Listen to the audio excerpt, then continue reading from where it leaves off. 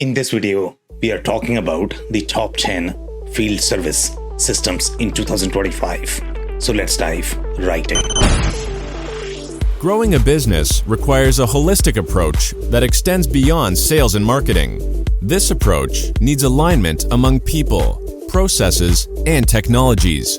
So if you're a business owner, operations, or finance leader looking to learn growth strategies from your peers and competitors, you're tuned into the right podcast. Welcome to the WBS Podcast, where scalable growth using business systems is our number one priority. Now, here is your host, Sam Gupta.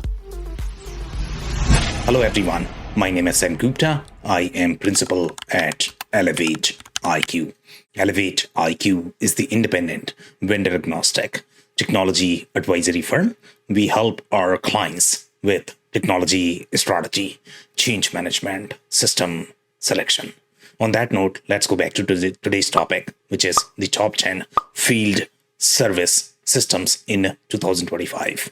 Before we look at the list, let's understand how we define field service systems. For the most part, the field service systems are slightly siloed in nature. They are meant to be the SaaS system, which is software as a service. For the most part, they are not going to be integrated, or the integrated module that you are going to get with some of the ERP systems. And primarily, the focus of field service systems is for the field service operations. Sometimes they might have a lot more overlap with the CRM systems. Sometimes they have overlap with the ERP systems. But for the most part, as far as the scope of this list goes, these systems are the siloed field service systems, again, which is going to be more of the software as a service. The purchase cycle of these systems would be at the departmental level, and that would not require as much cross-functional integration. There might be some integration, but it does not require all of the departments to move together on one system. So again, these are very siloed systems. The criteria that we have used to compile this list is product share, acquisition strategy, focused on the field services product, the product roadmap, community ecosystem, win rate, technology strategy, as well as the investors. On that note, now let's look at the list.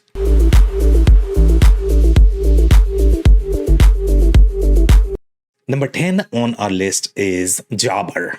In Jobber, when you look at the system, this is slightly more on the smaller side. So for the most part, this is going to be relevant for the startup or the smaller operations when these companies might be on QuickBooks and they might be looking for slightly more QuickBooks-centric add-on to run their operations, as well as field service operations. For those purposes, Jobber is going to be a great fit.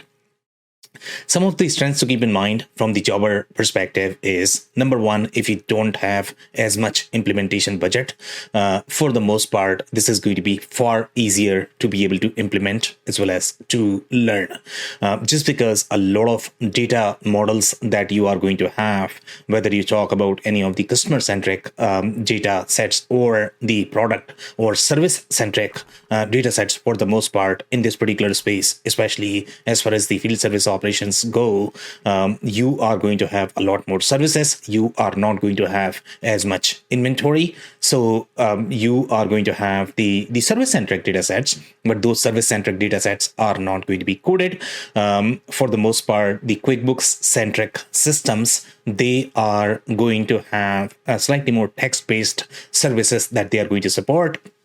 Now, because of that text-based, your implementation is going to be much easier. Learning is going to be much easier, but you might have data integrity issues just because your data sets are not formalized. But if you are small and you don't have as much implementation as well as consulting budget, then this system could be a great fit.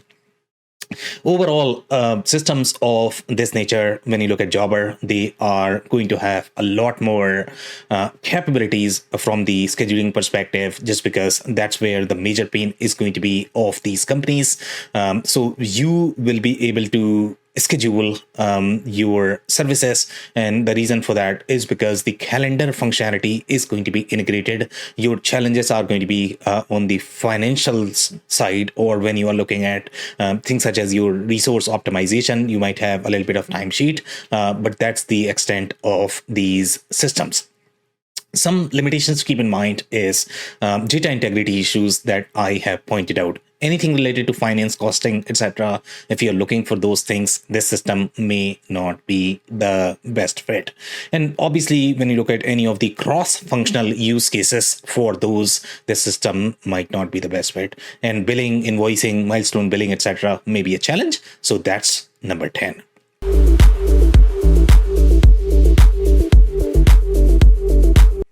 Now, number 9 on our list is Oracle Field Service. Now, when you compare Oracle Field Service with Jobber, these two are two completely different systems for two completely different market segments. So when you look at Oracle Field Service, that is going to be slightly more enterprise friendly. It's going to have much deeper enterprise scale capabilities, but that does make the implementation as well as the learning far more challenging compared to something like Jobber. So depending upon your maturity as well as what you are looking for. So for example, if this is your first system that you are trying to implement, utilize, then Jobber is going to be a great fit. Let's say if you are outgrowing some of these smaller systems, for example, you were on Jobber for a long time and now you are looking for slightly more advanced capabilities. That's where either you need to target some of those mid-market systems, and we have a lot on this list, or some of the enterprise systems. And in this case, Oracle Field Service is going to be slightly more enterprise grade system, which is designed for very enterprise centric use cases, even if you don't use this system for enterprise company or functionality. But again, the system is going to support all of that, and because of that, the implementation, learning, etc. might be a little challenging. It's going to have very complex algorithm for your call handling, dispatching, and those are some of the enterprise grade features that your mature systems are going to offer. And then when you get into the complex use cases of GPS routing, etc., including traffic integration, some of those use cases would be far easier to support in this system as opposed to some other systems. Looking to consolidate some of your global workloads from the field service perspective, and you have challenges such as your data residency, especially if you might be in the not-for-profit public sector space. There they will have data residency requirements. They need to keep their data in particular locations. For those concerns, your Oracle Field Service is going to be a great fit, just because it is going to support many different localizations, many different locations worldwide, and that is going to be a great fit for the Oracle Field Service solution. Some limitations to keep in mind. Overall, for SMBs, it might come across as slightly bloated. The learning curve might be steep. And then if you're looking for a solution that is going to be slightly more mobile friendly, this might not be the best system. Some of these smaller systems have far superior mobile centric capabilities. So that's number 9.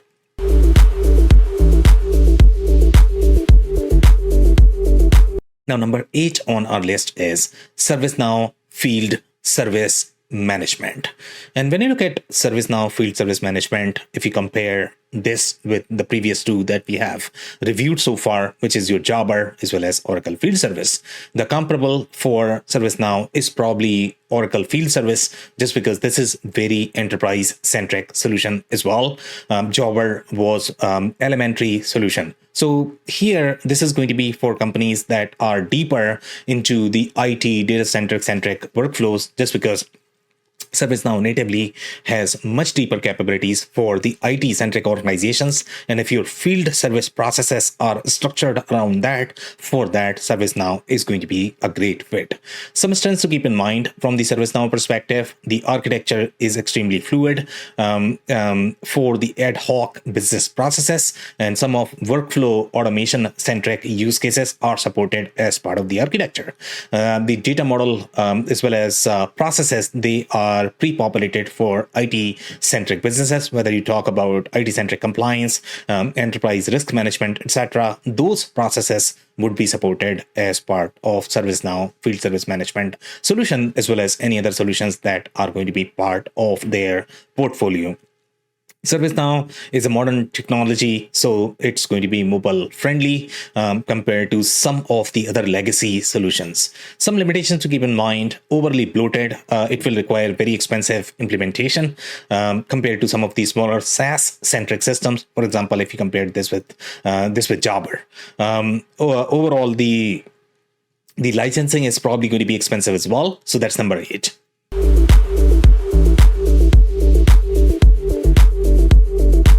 Number 7 on our list is Service Fusion. So if you compare Service Fusion with some of the other systems that we have reviewed so far, Service Fusion is likely to be bigger than your Jabber system, but it's going to be smaller than your Oracle and ServiceNow. Service Fusion overall is designed for smaller to medium-sized businesses, but slightly more on the smaller side. This is going to be beneficial for companies that also want to support commerce-centric processes as part of their field service workflows, and sometimes they are going to require a lot more commerce-centric transactions as part of their field service workflows. If that is going to be a requirement, then Service Fusion can support all of those workflows along with their Service Fusion solution, plus the commerce capabilities that you are going to have as part of their portfolio. Some strengths to keep in mind is pre-integrated suite with the commerce-centric workflows. It's very SMB friendly, easy to set up and use. Some limitations to keep in mind: some users report that it might be glitchy, the support might be poorer, especially now that it is owned by private equity, so it might not be as good from the support perspective. Sometimes after acquisition with private equity, we do hear issues with the support, so that is something that you can expect with this one. That's what we keep hearing from users. And overall, this particular private equity that has acquired Service Fusion, they don't necessarily plan to make any sort of changes to the software, which might be a concern. They have changed their model, but overall, this private equity is not committed to making the changes to the software. So sometimes you might not get the latest and greatest features, especially if you are looking for some of those AI capabilities. They might not have as much R&D budget. So that's number 7.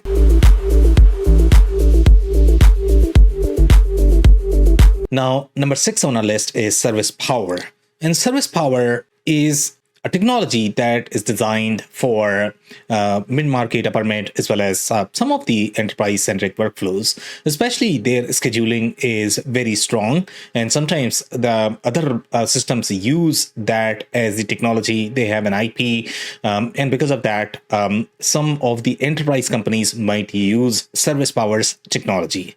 So some of these trends to keep in mind is overall the scheduling is very enterprise grade, and there are many services, and as part of that, for example, let's say if you have challenges with your service worker recruitment as well as acquisition, they can bundle those capabilities as part of the product as well. Sometimes there might be conflict of interest with these offerings, so some companies don't prefer that. But for the most part, if you're looking for managed services along with the platform, then Service Power may be a great fit.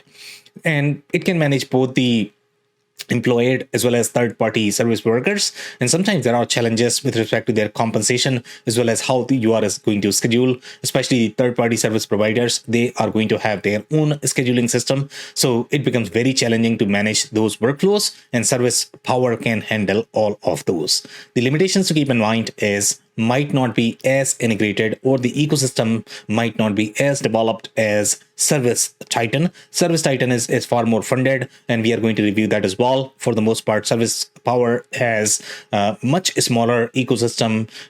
They are going to have much fewer installed base. The installed base that they are going to have may be much bigger than Service Titan. Sometimes Service Titan has much smaller logos, and we are going to review Service Titan. They are far more ahead on this particular list. And not as complete suite as when you look at the Service Fusion. So overall, the suite is not going to be as complete. But if you're looking at this only from the field service perspective, then this could be a great solution. And again, even though they claim that it is designed for enterprises, when you compare this with other enterprise-centric solutions, it might not have as mature, as advanced capabilities. So that's number 6.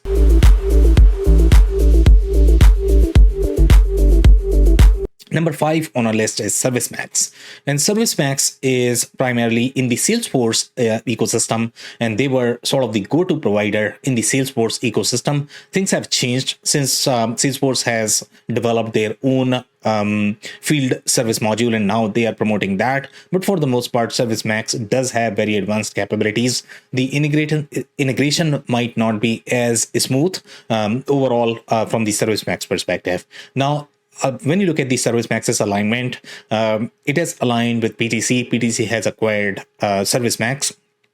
So anything that is going to be part of the PTC portfolio and the industries where PTC is aligned, for those industries, ServiceMax might be a superior fit, just because you are going to have far deeper integration and collaboration with the engineering centric suite. And sometimes the field service components do require collaboration with that, depending upon your industry. If you are going to be in simple spaces, for example, either paint centric field service verticals or the janitorial centric field service vertical, in those verticals, you don't necessarily require integration or the collaboration with engineering centric processes. But let's say, for example, if you are in the medical device space, or you are in the industry 4.0 space, and you are supporting these field service processes from the equipment perspective, in those cases, ServiceMax is going to be a great fit.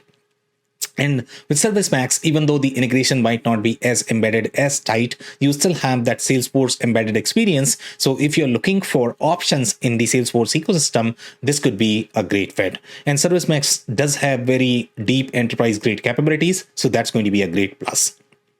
Now, limitations to keep in mind. Overall communication challenges with the Salesforce objects. So that was always a challenge with ServiceMax. And again, when you are going to have the disparate databases as well as systems, even though it is part of Salesforce ecosystems, sometimes there could be challenges because of that. But it's definitely not SMB friendly. It's a much bigger solution overall. So if you're looking for simpler, easy to use, that can be implemented with much lower consulting budget in the DIY mode, then this might not be the best fit. Mobile capabilities are fairly limited as well. So that's number 5.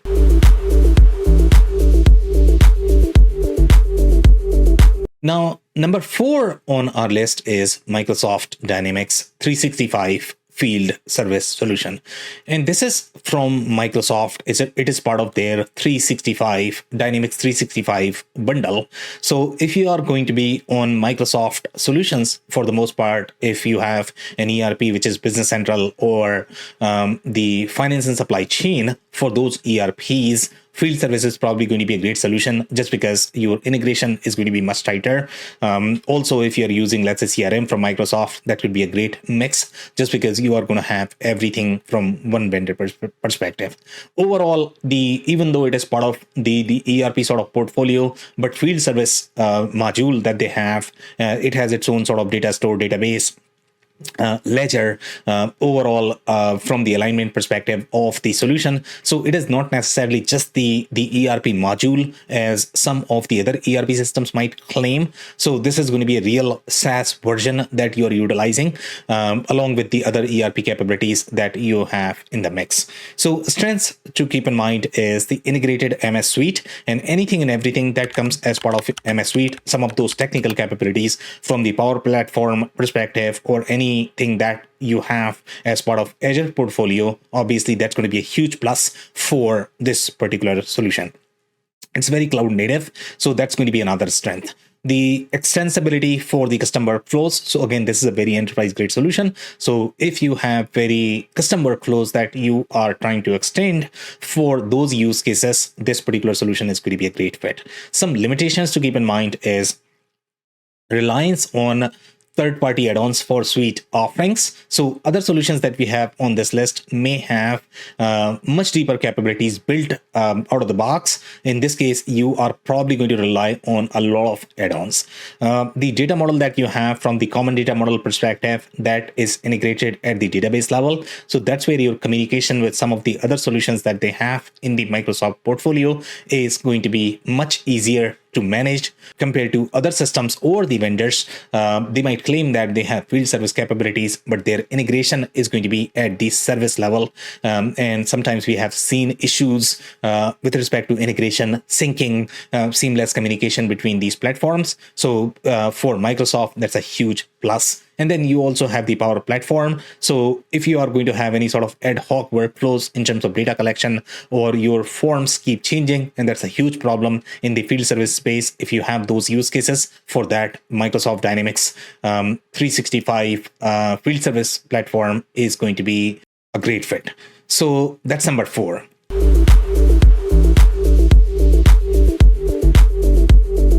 Number 3 on our list is Salesforce Field Service. And Salesforce Field Service, this is the offering coming directly from Salesforce as opposed to the ServiceMax offering, which is third party in the Salesforce ecosystem. So the real difference between is going to be in these two is going to be whether it is Salesforce owned or it is third party owned. And that's where you are going to have differences in terms of the vendor alignment, the contractual alignment, the licensing, how you are going to do the support model, etc. So this is coming directly from Salesforce. So that's going to be a huge plus overall as far as this solution goes. These trends, seamless integration with some of the other Salesforce offerings.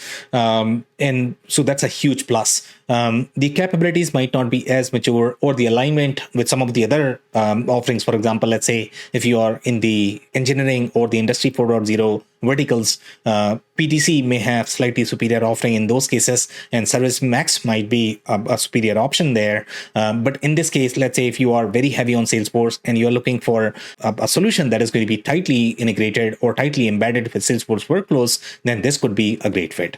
Overall, Salesforce ecosystem is also a huge plus, as well as the capabilities are going to be enterprise grade. So those are some of the pluses. Now, some limitations to keep in mind. This is not necessarily an SMB solution. If you are going to be tight on budget, you don't have as much implementation budget, this might not be the best solution for you. Only designed for the best of breed centric, service centric workflows. And again, when you have the best of breed field services need, let's say if you require alignment with the inventory, costing, etc., if you have those, then this might not be the best fit. Then you need to probably go for ERP centric field service solution. But if you are trying to decouple these processes for speed as well as for the performance of your transactions, if that is your use case, then Salesforce Field Service is probably going to be a great fit. It requires consulting as well as the enterprise architecture expertise, just because you are going to have many different data stores, ledgers, carrying different information across your enterprise. That's where your consulting as well as the enterprise architecture expertise is going to be required in this particular case. So that's a little negative there. And that's Salesforce Field Service and at number 3.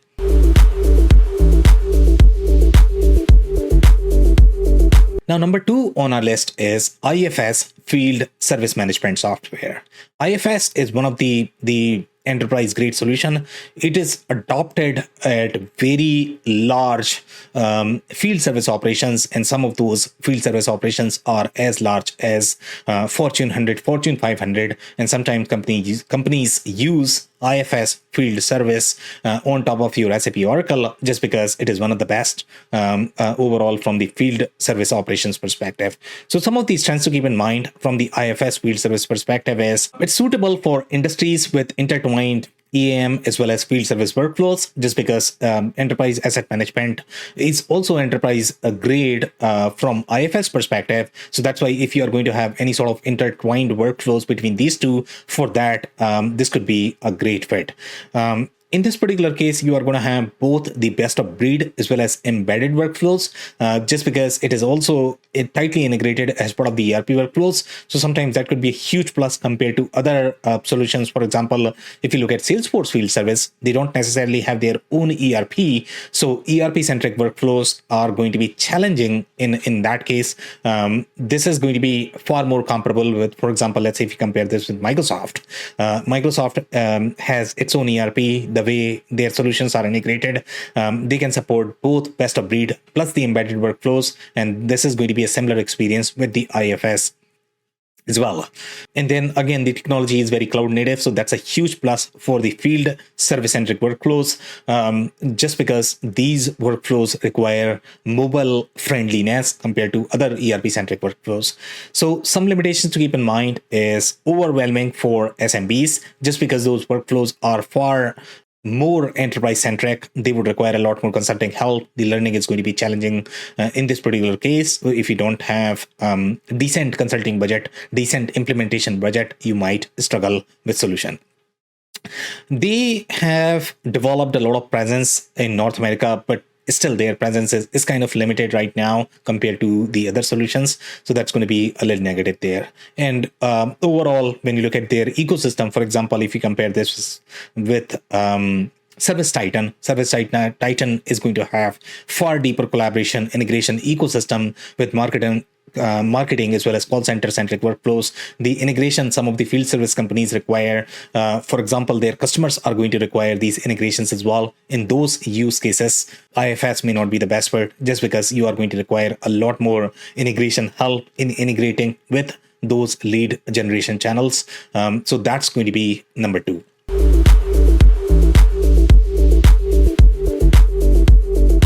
Now, number 1 on our list is Service Titan. And Service Titan is a smaller solution, even though they have much larger logos as well. The reason why Service Titan is number 1 is because it's very well funded. It's doing really well. They have a lot of installations in the field services space.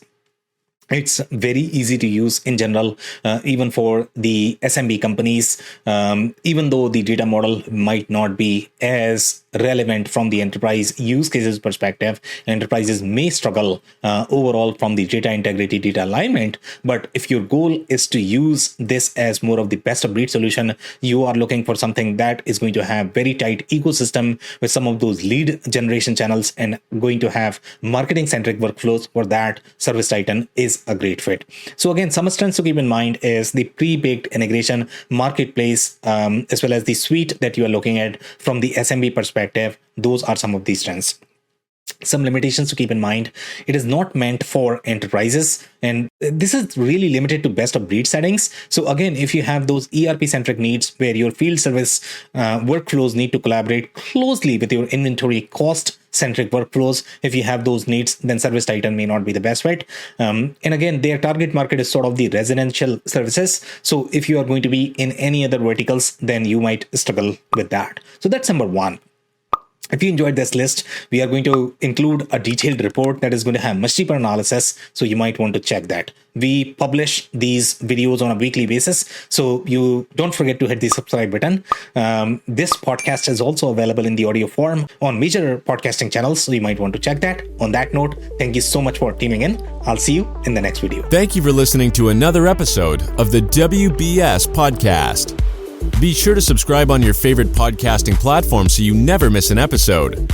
For more information on growth strategies for SMBs using ERP and digital transformation, check out our community at WBS.rocks.